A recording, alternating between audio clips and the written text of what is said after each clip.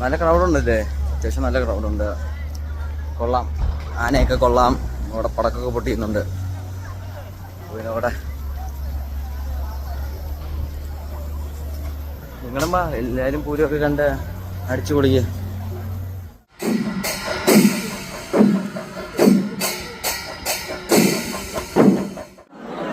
എൻ്റെ പൊന്നു കാഴ്ച, ഇവിടെ ഭയങ്കര തിരക്കാണ്. എല്ലാവരും അങ്ങോട്ടും ഇങ്ങോട്ടും തള്ളി നിൽക്കുക.